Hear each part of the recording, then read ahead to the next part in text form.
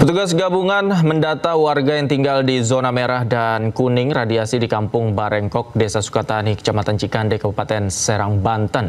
Pendataan itu dilakukan sebagai langkah awal sebelum relokasi dilakukan.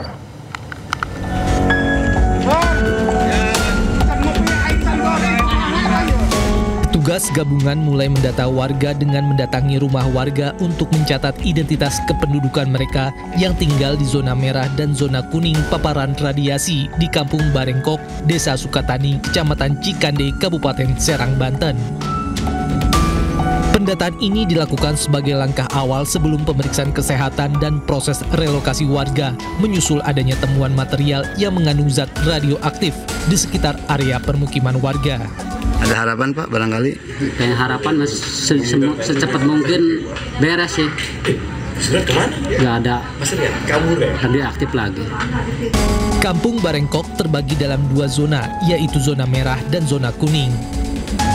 Berdasarkan hasil pengukuran sementara tingkat paparan radiasi di zona merah tercatat lebih dari 2,5 mikrosievert per jam. Sementara zona kuning berada pada kisaran 0,5 hingga 2,5 mikrosievert per jam. Untuk rencana relokasi kami belum bisa bicara lebih jauh karena kami akan melaporkan data-data ini terlebih dahulu kepada pimpinan kami, kepada dinas terkait.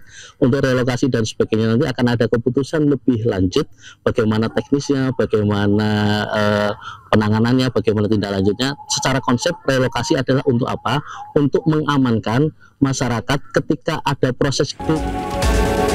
Dari hasil penelusuran rumah warga tercatat hanya berjarak sekitar 10 meter dari sumber bahan radioaktif yang ditemukan di salah satu lapak limbah, sehingga membuat petugas melakukan pembersihan dan pemindahan material radioaktif.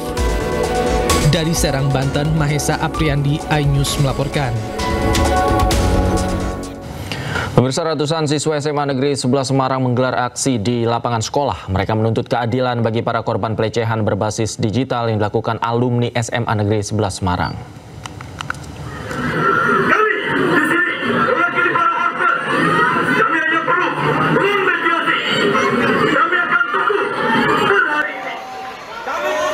Para siswa SMA Negeri Semarang yang mengenakan seragam putih abu-abu tiba-tiba maju membawa poster dan berorasi. Para guru dan kepala sekolah tampak terkejut dengan adanya unjuk rasa tersebut. Mereka juga menuntut kepala sekolah dibebas tugaskan karena dianggap tak mampu menuntaskan masalah dugaan pelecehan secara digital dengan tidak terbuka. Mereka menuntut keadilan untuk korban pelecehan salah satu alumni SMA Negeri 11 Semarang. Kita juga mengetahui ada Komnas PPA yang datang ke sini, tapi yang disambut oleh kepala sekolah hanya Komnas PPA. Lalu bagaimana dengan aparat dan yang lainnya? Bahkan pers pun pada saat datang ke sini, dia tidak disambut oleh kepala sekolah. Kami hanya memerlukan kejelasan, gimana kepala sekolah ini bertanggung jawab. Ya, kami bersama DP3KP akan membuka fasilitasi bagi korban untuk pendampingan sampai dengan statusnya juga alumni juga sedang membuka. Jadi baik dari internal sini maupun korban yang sudah status alumni kami fasilitasi untuk pendampingan. Sebelumnya di salah satu akun Instagram diposting permintaan maaf pelaku atas kasus edit video asusila yang merupakan pelajar SMA Negeri 11 Semarang. Namun para pelajar menuntut terduga pelaku diproses hukum. Dari Semarang, Jawa Tengah, Andre Aprianto, iNews melaporkan. Pemirsa, komunitas fotografi membantah adanya pungutan liar terhadap pengunjung Tebet Eco Park yang ingin mengambil foto atau memotret. Sebelumnya, seseorang berinisial AM mengaku menjadi korban pungli sebesar Rp500.000 saat memotret di taman tersebut.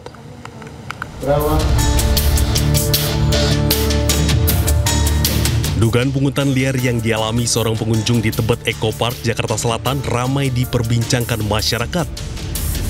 Dugaan pungli dilakukan seseorang yang mengatasnamakan komunitas fotografi yang meminta seorang pengunjung berinisial AM uang Rp500.000 saat ingin melakukan fotografi di kawasan Tebet Eco Park. Menanggapi adanya tuduhan tersebut, komunitas fotografi di Tebet Eco Park membantah melakukan pungli terhadap salah satu pengunjung.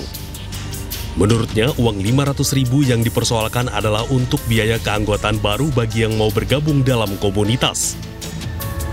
Menurutnya, biaya tersebut meliputi uang pembelian rompi, kartu keanggotaan, serta uang kas anggota. Sifatnya pun bagi yang ingin bergabung saja atau tidak memaksa.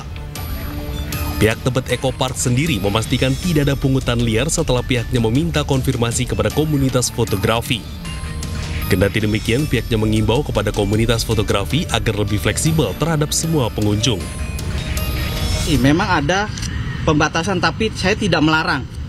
Jadi membatasi untuk ketertiban saja. Kemudian di sini tertulis jelas akun CFD People. Dan CFD People, kemudian di sini ada Tastel Fat Foto.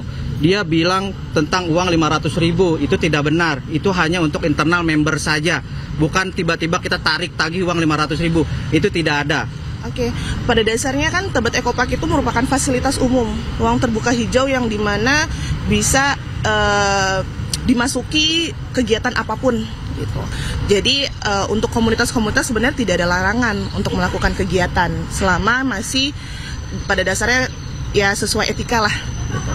Mungkin dari kasus ini kita akan lebih menghimbau komunitas agar ya sama-sama fleksibel lah terhadap semua pengunjung, baik yang mungkin individu atau yang ada komunitas lain. Jadi biar sama-sama saja, karena kan sama-sama menggunakan taman untuk happy ya jatuhnya karena Tebet Eco Park itu.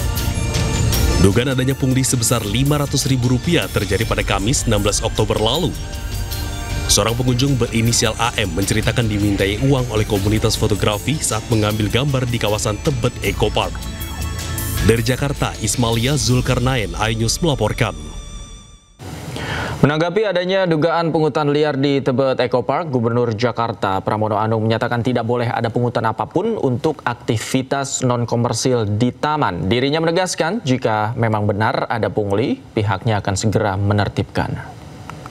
Ada komunitas fotografer gitu Pak Gu di Tebet, jadi mereka di sana nggak ada. Nagih uang 500, nagih uang. Jadi yang melarang siapa? Komunitas fotografer. Komunitas fotografer melarang pengunjung ambil foto. Iya. Enggak. Itu Eco Park bebas. Jadi nggak ada, nanti kami saya tertibkan. Ya. Kan ada tindakan soal itu Pak? Ya pokoknya kita tertibkan, nggak boleh ada pungutan wong itu taman milik. Pemerintah Provinsi Jakarta akan menindak tegas segala bentuk pungutan liar di ruang publik, termasuk dugaan pungli kegiatan fotografi di Tebet Eco Park, Jakarta. Pihak komunitas fotografi sendiri membantah pihaknya melakukan pungli. Dan berikut laporan jurnalis iNews Ismalia Medasari. Hijaunya Taman Tebet Eco Park seharusnya bisa menjadi daya tarik dan momen bagi warga Jakarta untuk mengabadikan indahnya taman kota. Namun kesempatan itu sempat terganggu oleh pungutan-pungutan yang seharusnya tidak ada. Hal ini dialami oleh salah seorang warga Jakarta berinisial AM yang mengaku dimintai uang sejumlah Rp500.000 untuk bisa memotret di kawasan taman kota ini. Namun dari komunitas fotografer Tebet Eco Park ini membantah hal tersebut, tidak pernah meminta uang sebesar Rp500.000 kepada yang bersangkutan dan tidak pernah memaksa. Mereka mengaku itu hanya untuk internal saja. Dan dari pihak pengelola Tebet Eco Park mengaku tidak mengetahui adanya pungli tersebut, dan untuk masalah ini sudah selesai. Dari komunitas fotografer Tebet Eco Park dan juga yang bersangkutan ini sudah bertemu dan mereka sudah damai seperti itu. Lalu juga dari pengelola Tebet Eco Park ini akan mengawasi lebih ketat untuk aktivitas yang berada di taman ini. Dari Jakarta, Ismalia Muhammad Zulkarnain, iNews melaporkan.